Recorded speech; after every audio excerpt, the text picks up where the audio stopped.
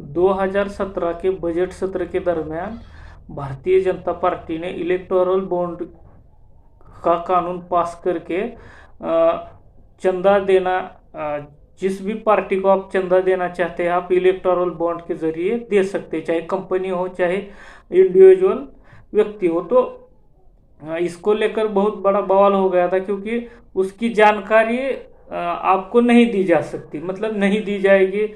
अगर देना चाहे पार्टी तो दे सकती है, नहीं देना चाहे तो नहीं दे सकते, इस तरीके से पूरा मामला था। तो इस पर लोगों का या जानकारों का ये कहना था कि अगर किसी पार्टी को कोई बड़ी बड़ी कंपनियां या बड़े उद्योगपति धन्नाट सेठ अगर इलेक्टोरल बॉन्ड के जरिए पैसा दे रहे हैं, अगर वो पार्टी सत्ता में आती है तो वो जिन्होंने पार्टी को चंदा दिया है वो उस पार्टी पर सत्ता में आने के बाद दबाव बना सकते हैं अपने हिसाब से पॉलिसियां बनाने के लिए, मतलब उनके फायदे की पॉलिसियां बनाने के लिए। तो इसको लेकर बवाल हुआ, तो ये मामला सुप्रीम कोर्ट में गया था। तो पिछले साल नवंबर में इस मामले को लेकर सुप्रीम कोर्ट के जो चीफ जस्टिस है DY चंद्रचूड़, उन्होंने फैसला सुरक्षित रखा था। जो आज उन्होंने फैसला दिया है उसमें उन्होंने कहा है कि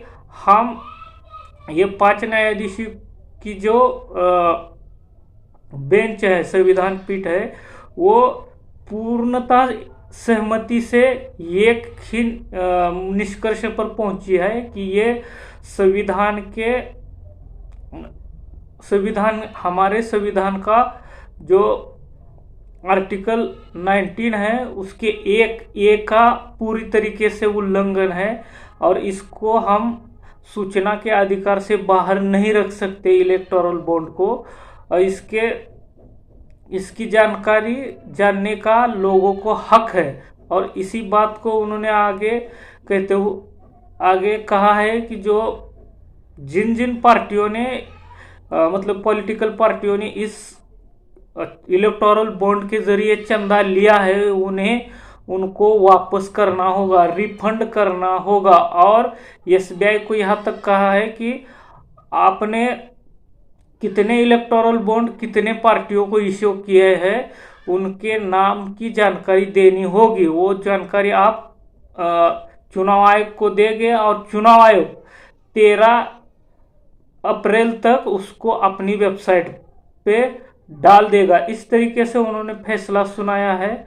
अब ये जो इलेक्टोरल बॉन्ड का मसला है, इसके जरिए हुआ ये है कि लोगों को पता ही नहीं चल रहा कि कौन किसको कितना चंदा दे रहा है। जब से ये कानून आया इलेक्टोरल बॉन्ड का, उसके बाद मतलब जो सत्ताधारी पार्टी है भाजपा, उसको इतना भर भर के चंदा दिया है कारपोरेट ने। 90% से ज्यादा इलेक्टोरल बॉन्ड का चंदा एक ही पार्टी को जा रहा है, जिसका नाम है भारतीय जनता पार्टी, भाजपा को। तो 2018 में इलेक्टोरल बॉन्ड के जरिए भाजपा को चंदा गया 1450 करोड़। उसी साल में कांग्रेस पार्टी को चंदा मिला 383 करोड़। ये आंकड़ा है 2018-19 का। उसके बाद 2019-20 में भाजपा को ये साल आप गेस करिए, ये साल चुनावी साल है, हमारे देश में लोकसभा के चुनाव थे। उस वक्त बीजेपी को इलेक्टोरल बॉन्ड के जरिए चंदा मिलता है 2555 करोड़ रुपए, और कांग्रेस पार्टी को उसी वक्त चंदा मिलता है इलेक्टोरल बॉन्ड के जरिए 318 करोड़ रुपए। उसके बाद साल आता है 2020-21, उसमें बीजेपी को चंदा मिला 22.38 करोड़ रुपए और कांग्रेस को 10.07 करोड़ रुपए। उसके बाद 2021-22 में बीजेपी को इलेक्टोरल बॉन्ड के जरिए चंदा मिला 1032 करोड़ रुपए। उसी जगह पे कांग्रेस को मिला है 236 करोड़ का। तो इलेक्टोरल बॉन्ड के जरिए भाजपा की मतलब ऐसी लूट खसोट मची हुई है, और इस इलेक्टोरल बॉन्ड की वजह से राजनीति में बहुत बड़ा भ्रष्टाचार हो रहा है। आप देख सकते हैं राजस्थान में जब कांग्रेस की सरकार बनी तो उन्होंने बीएसपी के 6 एमएलए को मतलब तोड़कर वहां पर बहुमत हासिल कर लिया।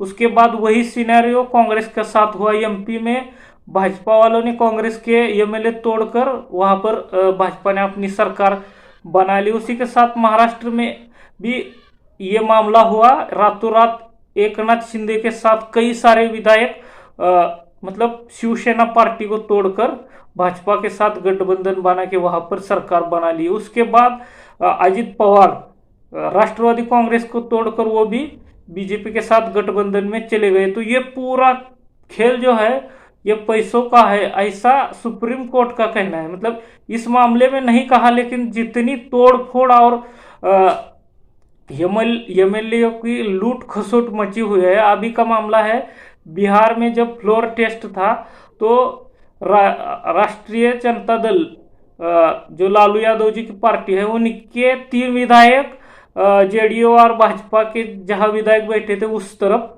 मतलब उनके साथ उन्होंने उस तरफ गए थे। तो ये पूरा मामला मतलब पूरा खेल पैसों का है, खुला खेल फर्रुखाबादी इस इलेक्टोरल बॉन्ड के वजह से चल रहा है। और इसको सुप्रीम कोर्ट ने असंवैधानिक बताते हुए इस पर बैन लगा दिया है। तो इस वीडियो को लेकर आपकी क्या राय है, कमेंट बॉक्स में ज़रूर कमेंट करें। धन्यवाद।